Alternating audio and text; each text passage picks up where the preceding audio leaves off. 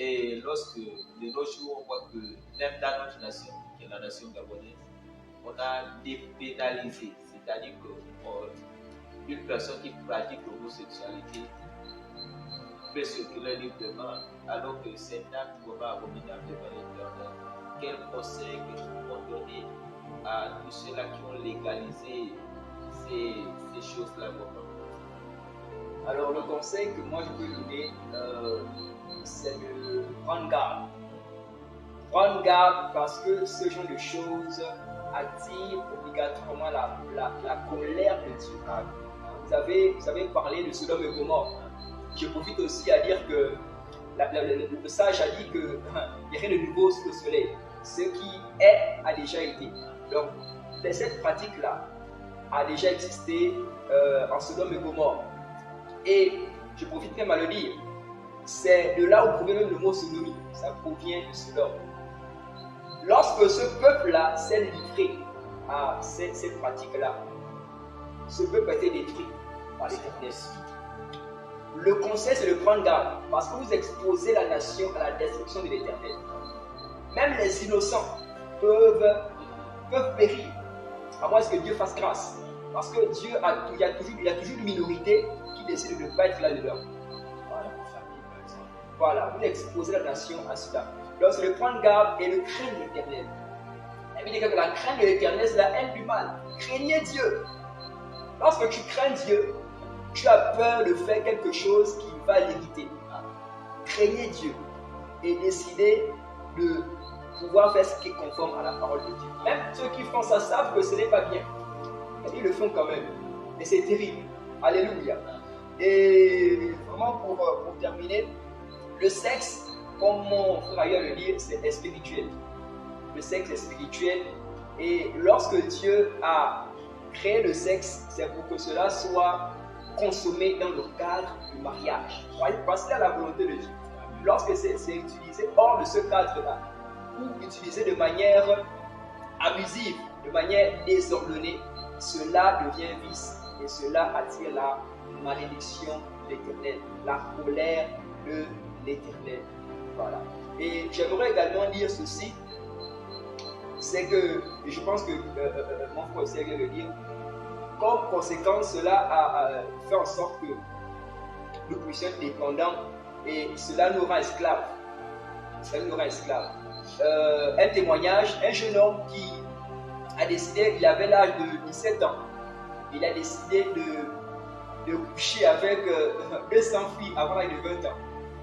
Il s'est livré à des pratiques sexuelles trop tôt. Alors, il est arrivé à l'université, il a réussi 200 filles. Donc, en moins de 3 ans, 17 ans, il a dit avant 20 ans, je dois atteindre ce objectif-là. Il est arrivé et ce dernier a été vraiment poussé, il se contrôlait. Pourquoi? Parce que voilà qu'il était à l'université, vous savez, il y a le docteur des filles et des garçons. Voilà. Et chaque fois qu'il était là, dans sa chambre,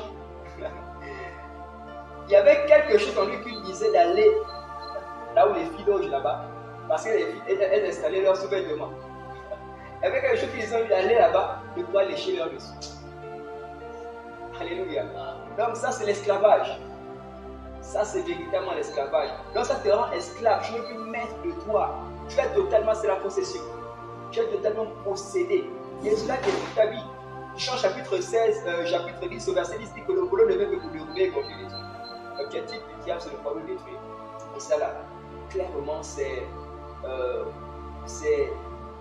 des choses qui sont mises en place par le diable pour nous détruire. Et j'aimerais dire ceci. On a parlé de certains vices. Il y en a la pornographie, par exemple. Mon frère a parlé de cela. La pornographie, c'est dangereux en ce sens que, vous savez, Dieu accorde une importance capitale à la dignité de l'homme. La dignité de l'homme, Dieu accorde une importance capitale à cela. Lorsque tu décides de voir la dignité de quelqu'un qui n'est pas ton partenaire, cela, oui, c'est un vice. Parce que lorsque la dignité de l'homme ne peut qu'être vue que par sa femme. Le maître d'adultère de la femme ne peut être vu que par son homme. Lorsque tu décides, parce que la pornographie, tu suis des vidéos, tu es en train de regarder une nudité qui n'est pas la tienne. C'est la malédiction de l'Éternel. On appelle également de la masturbation. Masturbation, c'est très, très, très, très dangereux. J'ai suivi un jour fréquentation de pasteur Master qui disait qu'à un moment donné, ceux-là qui se livrent à la masturbation, quand ces personnes vont se marier, elles auront un deuxième mari ou une deuxième femme. Ce sera leur main. Parce que la pratique de la masturbation se fait avec la main, avec des jouets sexuels. Donc ce sont des choses qui, évidemment, voilà, ce sont des choses qui ne l'ont pas le Seigneur. Voilà, effectivement. La zoophilie, la bestialité, ce sont des choses que, même on a parlé dans Lévitique, ce sont des choses qui sont contre nature et qui attirent la colère de Dieu. Donc, la recommandation du Seigneur, le Seigneur voudrait que nous puissions revenir à lui et que nous puissions véritablement le craindre. Voilà, la crainte de l'Éternel est